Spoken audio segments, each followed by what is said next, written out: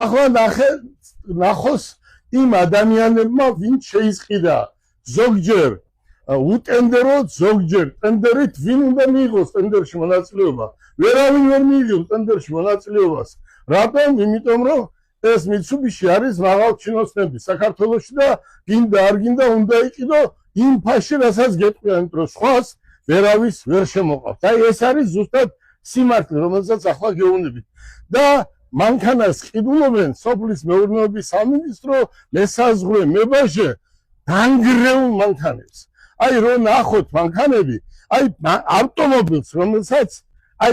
ავტომობილს რომელსაც ალუმინის დისკები საერთოდ სადაა აი ესეთი საბურავები არ აქვს ფეხის ასადგამი არ აქვს და უყურე ევრო 2-ია ყველა ეს ავტომობილები მოდით აი ნახეთ ეს ავტომობილი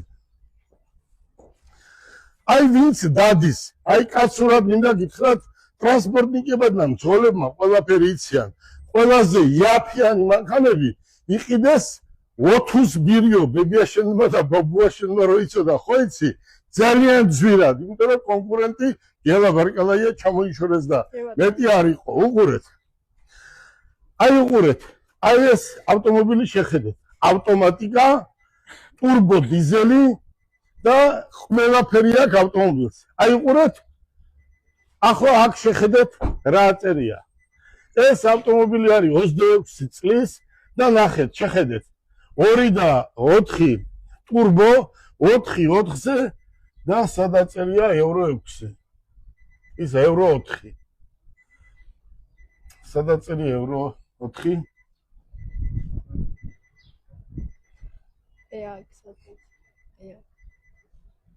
აი ეს ავტომობილი არის ევრო 4 ეს ავტომობილი არის აი ევრო 4 აი უყურე ევრო 4 არის ეს ავტომობილი შენ წარმოიდგინე ევრო 5 ეს ავტომობილი არ გამოდის მაშინ ის სოფლის მეურნეობას რომ იყიდეს თეთრები აი ამის უმისოდ იმის უმისოდ იმ ტურბოც არ არის და რა ფაში მიყიდეთ ერთი ნახე მე რა ფაში მიყიდიდი აი ამ ავტომობილს $24,000 მიყიდიდი და მაგათმა რამდენად იყიდე დაბა ნახეთ გადაამოწმეთ ამიტომ არის მე რო ყველა საქმეს ჩავამაშორეს აი შეხედეთ უყურეთ ჩასაფენი თავისი ქარხნული ჩასაფენი ახლა მინდა გენ ინსპექციამ არ ვიცი მე პირდაპირ ამას მე პრემიერს ვეთქვი რომ ეს ყველაფერი ბატონმა ირაკლი ღარიბაშვილმა დაალაგა ვიღაცები სასარგებლოდ და ჩვენ გაგვაჩერა და ახლა რომ მიხვიდე ცენტრში თქვა ცენტრი რო ქვია სახელი არასდროს ავტომობილი არ აყავთ და თუ ყავთ ავტომობილი მე არ ვამბობ Mitsubishi-ის ცენტრზე ნებისმიერ ცენტრში რომ მივიდეთ არასდროს ავტომობილი არ აყავდა თუ ყავთ სახელმწიფო უნდა იყიდოს სისხლის ფაში აქ მე ვიყავი ერთ-ერთი კომპანია რომელსაც დიდი რაოდენობით შემომყავდა ავტომობილი და 30% ყოველთვის უფრო იაფად ყიდიდი ამ ავტომობილებს და ძალიან კარგად იცით საქართველოში ტენდერები როგორ იყო ტენდერი მოვიგე აი ერთს ვიტყვი კიდე მოდი მეხტად აი ტენდერი მოვიგე და ტენდერში ეწერა ესეთი რამე რომ და მოვიგე ტენდერი ვერ მოიგებდა ვერავინ იმიტომ რომ კარგ მანქანას ყიდით ვინი მოვიდა ავტომობილები და უნდა ჩავაბაროთ გედედეს 30 მანქანა უნდა ჩავაბარო და მოვიდნენ და იმაშიო მონაცემებშიო ეწერა მანქანის რაღაცა სიგრძე და ავდექი და უყურე მოსახლეობას მინდა იცოდეს აი რა სასაცილოა როცა საქართველოში ტრანსპორტნიკი გელაბარკალაია ყავს გელაბარკალაიამ რო იცის ისე ვინ იცის როგორ უნდა განიმუხტოს ან გზაზე მოძრაობის წესები ან საცობი ან პარკინგი ხო მე რატო ვარ მოქალაქე საპატიო მოქალაქე იმიტომ რომ ეს ჩემი გაკეთებული აქაც თურქეთში და ბევრ ქვეყანაში ხო და ჩემს ქვეყანაში მანქანას ვერ ვყიდი მანქანა ვერ შემყავს უყურე მოდი პირველი რაც თქვით ავდექი ტენდერი მაქვს მოგებული და ჩემ მანქანას არ ღებულობენ რატომ უყურეთ 5 სანტიმეტრი არისო უფრო გრძელიო შენი მანქანაო. ავდექი და ეს შიტოკი მოხსენი და ეს უშიტოკოდაც იყიდება. არის ციგნში უშიტოკოდ. დავდევი საწყობში. მიუყვანი მანქანა და ამეთქი. უშიტოკოდ იყიდება ეგერ და აგერ წაიყვანეთ მეთქი.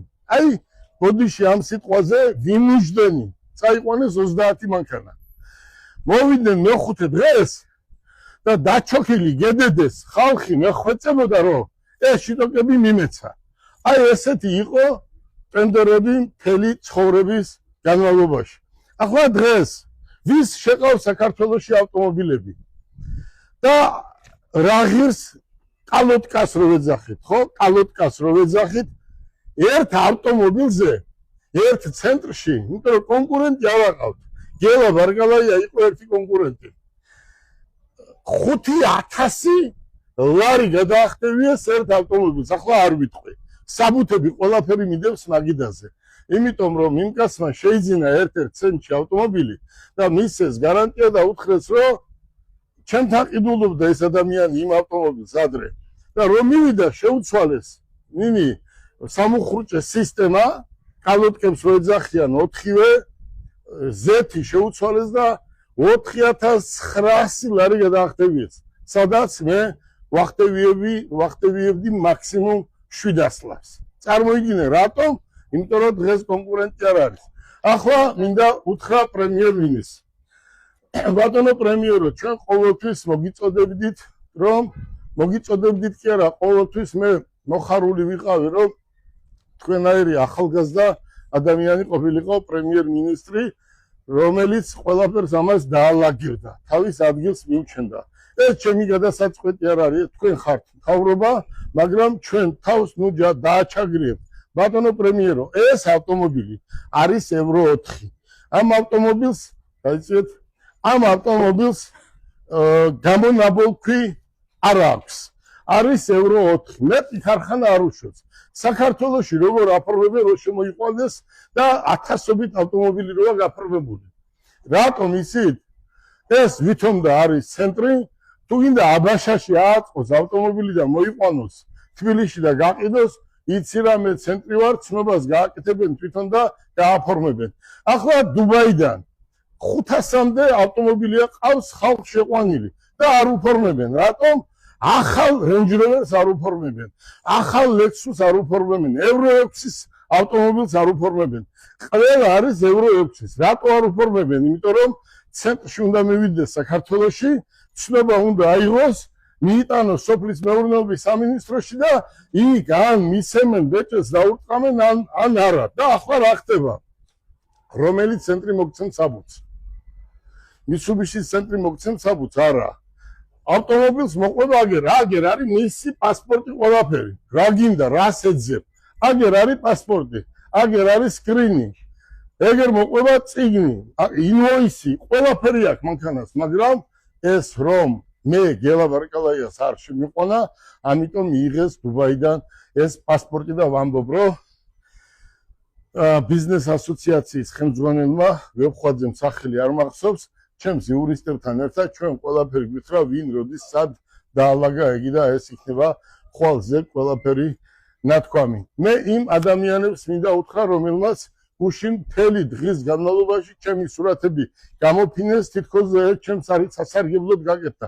გეუბნებით, საქართველოში პიკაპი შემომყავდა მე რეალურად და ძირითადად მთელ სახელმწიფოზე ვყიდიდი, კარგფაში და გარანტიასაც ვაძლევდი და დღეს ვის შეყავს? ვინც ყიდის დაუშვათ, ცენტრი ვარო რო იძახის, არასდროს ავტომობილი არ აყავს და თუ ყავს ძალიან ძვირად. რა არის გამოსავალი? გამოსავალია ის, რომ მინდა პრემიერს ვთხოვ, რომ თუ თქვენ ამბობთ, რომ 6 წლის ქვევით მანქანა არ შემოვიყვანოთ, მაშინ დუბაიმ რა დააშავა. დუბაის ხალხი ინვესტიციას დევს მილიარდობით საქართველოში. მე გამოფენებზე სიტყვით გამოვდივარ და ჩემს ქვეყანას ვადიდებ, ხო? ამ დროს მე რა უთხრა ამ ხალხს, მე პიკაპი ვერ შემყავს და მანქანები ვერ შემყავს საქართველოში გასაყიდად, ხო? და უყურე, ფასი გაიზარდა საქართველოში ძალიან ავტომობილების. მე ტენდერში 3 წელია მონაწილეობა არ მიმაღებიეს, ხო? და ერთი კალოტკის გამოსვლა სახელმწიფოს უჯდება 10-ჯერ, 20-ჯერ მეტრი ვიდრე როცა მე ვიყავი.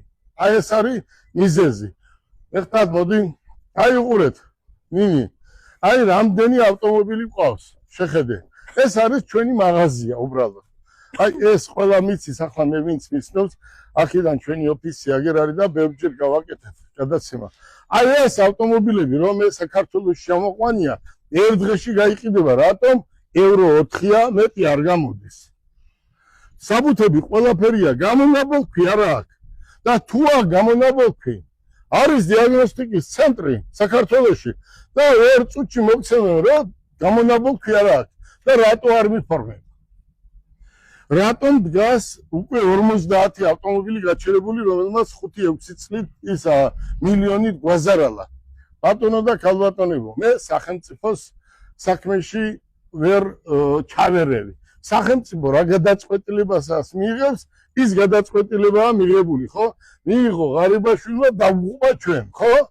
მიიღო 3 კომპანიის სასარგებლოდ. ის 3 კომპანია დღეს საქართველოში რაც არის დაღარჩენი ყველა თითქმის გააჩერეს ხო? როგორ 30 წელია მანქანა ვყიდი და დღეს ვერ შემყავს.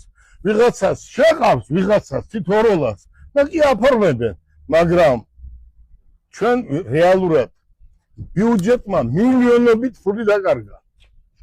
500-მდე ავტომობილი ყავს ხალხ შეყვანილი საქართველოში დუბაიდან.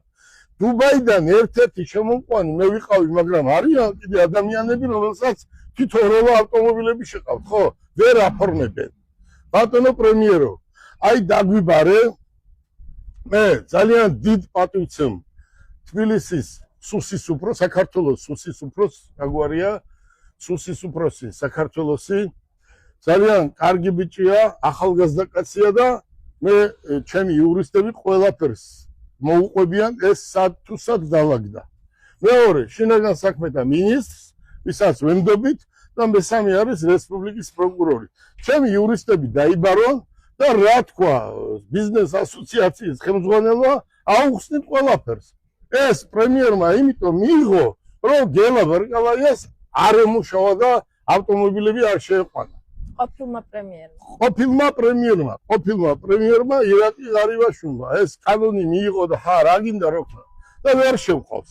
და ახლა პიკაპი იყიდება საქართველოში არ ეშვება.